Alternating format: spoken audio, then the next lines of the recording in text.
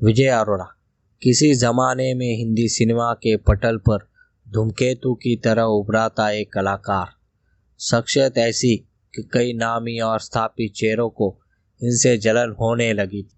70 के दशक के शुरुआती सालों का एक ऐसा चेहरा थे विजय अरोड़ा, जिनके बारे में खुद सुपरस्टार राजेश खन्ना ने कहा था कि उनके बाद अगर कोई पंजाबी मुंडा बॉलीवुड पर राज करेगा तो वो विजय अरोड़ा ही होगा। मगर अफसोस कि ऐसा कभी ना हो सका। बचपना है, ये अचानक तुम्हें क्या हो जाता है? अकाउंटेंट साहब ने एडवांस नहीं दिया, कोई भी औने पौने दाम लगा देगा। भाई देखो, विजय अरोड़ा का जन्म 27 सितंबर 1944 को गुजरात के गांधीधाम में हुआ था। बचपन से ही इन्हें एक्टर बनने का शौक था, तो अपनी पढ़ाई पूरी करने के बाद ये एक्टर बनने मुंबई आ गए। मुंबई में मौजूद लगभग हर फिल्म स्टूडियो में एक काम मांगने गए, लेकिन किसी ने भी इन्हें फिल्म में लेने को कोई दिलचस्पी नहीं दिखाई। सब ये कहकर इन्हें टाल देते थे कि कुछ काम होगा तो बता देंगे। विजय कभी किसी फिल्म स्टूडियो में दोबारा काम मांगने नहीं गए। वो इंतज़ार करते रहे, ये सोचकर कि इतने लोगों से मिले हैं तो कोई ना कोई तो उन्हें काम के लिए बुलाएगा। लेकिन कई महीने बीत गए और किसी ने इन्हें नहीं बुलाया। आप क्या? इतना वक्त मुंबई में गुजारने का एक फायदा विजय को ये हुआ था कि इनके कुछ अच्छे दोस्त मुंबई में बन गए थे। हालांकि वो सभी नॉन फिल्मी बैकग्राउंड से थे। उन्हीं दोस्तों में से एक ने इनसे कहा कि पहले तुम खुद को फिल्म में हीरो बनने लायक बनाओ, तब तुम्हें काम मिलेगा।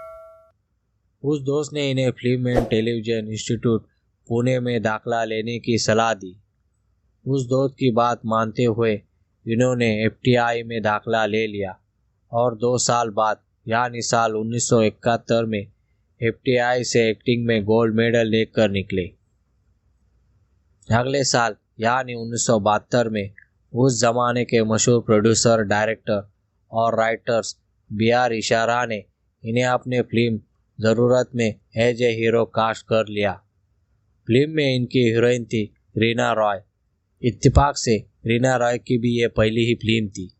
ये फिल्म तो कोई खास कमाल नहीं दिखा पाई, लेकिन विजय अरोड़ा ज़रूर अपनी क्यूटनेस के चलते लड़कियों के बीच पॉपुलर हो गए।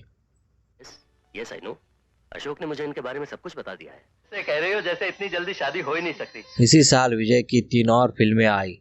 ये फिल्में थी राखी और हथकड़ी, सबसे बड़ा सूट और मेरे भैया। ये तीनों फिल्में ही बॉक्स ऑफिस पर औंधे मुंह गिर गई।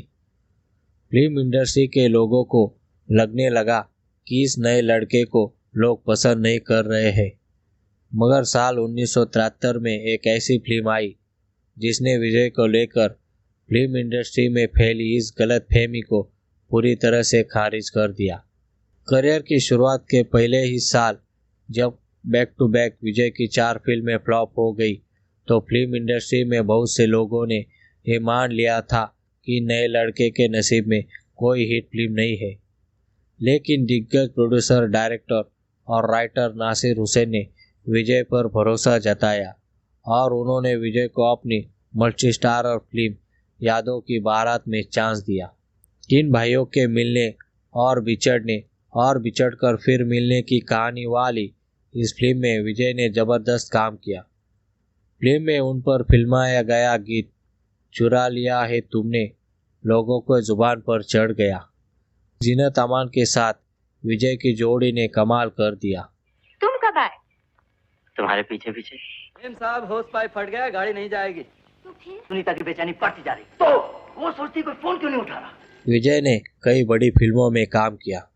बॉलीवुड की एक क्लास एक्टर के साथ सिल्वर स्क्रीन शेयर की। जीनत अमान, आशा पारेख, वहीदा रहमान, जया बहादुरी, परवीन बॉबी, शबाना आजमी, इन सभी एक्टर के साथ विजय फिल्मों में नजर आए। बिंदिया गोस्वामी के अपोजिट ये फिल्म जीवन ज्योति में नजर आए थे और ये इनकी पहली ऐसी फिल्म थी जिसमें लीड रोल में इकलौते विजय अरोड़ा ही थे। कोई दूसरा बड़ा चेहरा इस फिल्म में नहीं था। मौसमी चटर्जी के साथ आई इनकी फिल्म नाटक भी एक ऐसी फिल्म थी जिसमें इन्होंने अपने दम पर हिट कराया था। इट्स पॉसिबल, ऐसा जरूर हो सकता है। बाहर मेरे क्लाइंट्स बैठे हैं। यादों की बारात के बाद 6-7 सालों तक विजय का फिल्म इंडस्ट्री में काफी नाम रहा। हालांकि इस बात का मलाल इन्हें हमेशा रहता था कि जब भी फिल्म इंडस्ट्री के टॉप एक्टर्स की बात होती है तो उन एक्टर्स की लिस्ट में इनका नाम शुमार नहीं किया जाता है।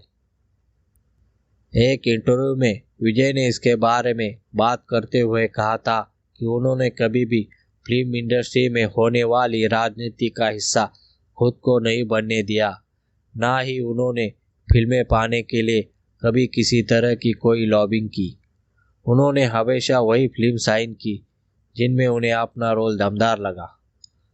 कमज़ोर रोल उन्होंने कभी स्वीकार ही नहीं किया, फिर चाहे वो किसी बड़े फिल्म स्टूडियो या बड़े डायरेक्टर की तरफ से ही उन्हें ऑफर क्यों ना हुआ हो।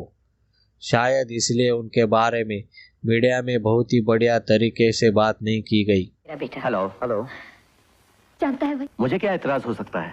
शुरुआती 6-7 सालों के बाद इन्हें ढंग की फिल्में मिलनी बंद हो गई थी। मजबूरी में कुछ फिल्मों में इन्होंने कैरेक्टर्स रोल किए और कुछ में गेस्ट अपीयरेंस भी इन्होंने दिया। वीराना और पुरानी हवेली जैसी हॉरर फिल्मों का भी ये हिस्सा बने। फिल्मों में जब अपना भविष्य इन्हें अंधकारमय दिखने लगा तो इन्होंने छोटे पर्दे की तरफ रुख किया और साल 1986 में विक्रम वेताल सीरीज में विजय अलग अलग किरदार में दिखे। लेकिन रामानंद सागर के रामायण में इंद्रजीत मेघनाथ का रोल निभाकर ये सारे भारत में मशहूर हो गए। घर घर के लोग इन्हें किसी हीरो नहीं बल्कि रावण पुत्र मेघनाथ के रूप में पहचानने लगे। रामायण के अगले साल के श्याम बेनेगल की टीवी शो भारत एक खोज में मुगल सम्राट जहांगीर के किरदार में दिखे। पर चूंकि इनके मन में तो फिल्में बसती थी तो टीवी इंडस्ट्री में इनका दिल नहीं लग रहा था। मगर फिल्म इंडस्ट्री से इन्हें बढ़िया ऑफर्स नहीं आ रहे थे और फिल्म इंडस्ट्री के लोगों की चाटुकिरी इनको पसंद नहीं थी। साल 2003 में इंडियन बाबू नाम की एक फिल्म में आखिरी बार सपोर्टिंग रोल में दिखे और इसके बाद इन्होंने कभी दोबारा फिल्मों में काम नहीं किया। मिस्टर गुप्ते, तुम उस बंदोबस्त के लिए जल्दी जाओ। विजय अरोड़ा ने अपने दौर के मशहूर मॉडल दिलबर देबारा से लव मैरिज की थी, जो कि पारसी समुदाय से थी। इन दोनों का एक बेटा है जिसका नाम फरहाद अरोड़ा है। इनका बेटा आज मुंबई में फरारी और मर्सिडीज जैसी लग्जरी कारों का प्रमोशन देखता है। फिल्मों से दूर बनाने के बाद विजय अरोड़ा ने अपना एक प्रोडक्शन हाउस स्टेबल किया था और अपने प्रोडक्शन हाउस से उन्होंने एडवर्टाइजमेंट बनाए थे। साथ ही साथ उन्होंने एक तारा बोले नाम से एक चाइल्ड शो भी बनाया था, जिसे काफ़ी पसंद किया गया था। प्रोडक्शन हाउस के अलावा विजय अरोड़ा ने अपना एक एक्टिंग स्कूल भी खोला था, जहाँ वो स्टूडेंट को एक्टिंग की ट्रेनिंग दिया करते थे। जिंदगी के आखिरी सालों में विजय अरोड़ा कैंसर के शिकार हो गए थे। फिल्म इंडस्ट्री से तो पहले से ही निराश थे। कैंसर के इस लाइलाज बीमारी ने जिंदगी को लेकर उनकी बची कुची मोहब्बत भी ख़त्म कर दी थी। कैंसर से जूझते हुए ही 2 फरवरी 2007 को विजय अरोड़ा ने दुनिया छोड़ दी। विजय की मौत के बाद उनकी पत्नी दिलबर के मानसिक स्वास्थ्य पर बहुत बड़ा असर पड़ा। वह डिप्रेशन में चली गई थी। बॉलीवुड में होने वाली गंदी राजनीति के सामने विजय अरोड़ा ने कभी घुटने नहीं टेके थे। शायद इसकी एक बहुत बड़ी कीमत भी उन्हें चुकानी पड़ी थी। उनके करियर में एक दौर वो भी आया था जब इनके इस तरह के रोल मिलने लगे थे जो कि उनकी उम्र के हिसाब से परफेक्ट नहीं थे, लेकिन उन्होंने कभी भी ऐसे रोल स्वीकार नहीं किए। वो कहते थे कि निगेटिव शेड वाले कैरेक्टर से उन्हें कोई परेशानी नहीं है, बेशर्ते वो सशक्त होने चाहिए। वो जब तक जिंदा रहे अपने वसूलों पर टिके रहे। शायद इसलिए फिल्म इंडस्ट्री में उनका कोई दोष नहीं था। बायोग्राफी व चैनल इस ज़बरदस्त कलाकार को सैल्यूट करता है